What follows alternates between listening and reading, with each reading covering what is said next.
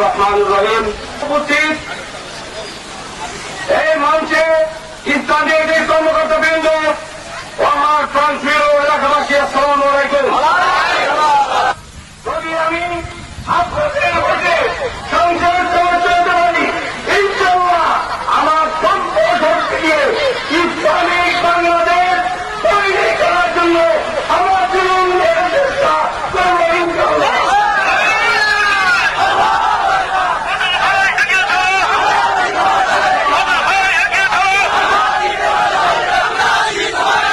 আজকে হিসাবে যারা আছেন, ডক্টর মুসলমান ভাইয়া আছেন, ভয়ের কোনো কারণ নাই।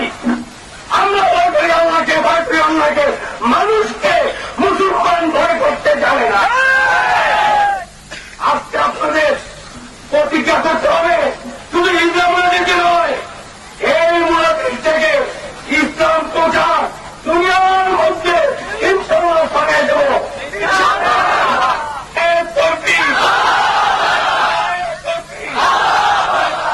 আমি এই দেশকে ভালোবাসি, আমি এই দেশের মালিককে ভালোবাসি, আমি এই দেশের মানুষকে ভালোবাসি। I love my country, I love my nation, I love this soil, I love these people. আমি আমার দেশকে ভালোবাসি, আমি এই দেশের মালিককে ভালোবাসি, আমি এই দেশের মানুষকে ভালোবাসি।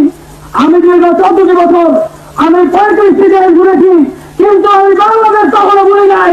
ইনশাআল্লাহ আমি মানুষ আজ পর্যন্ত আমি এই দেশকে ভুলবো না, এবং নিশ্চয় আল্লাহ আমাকে আমার মাতৃভূমিতে দেয়।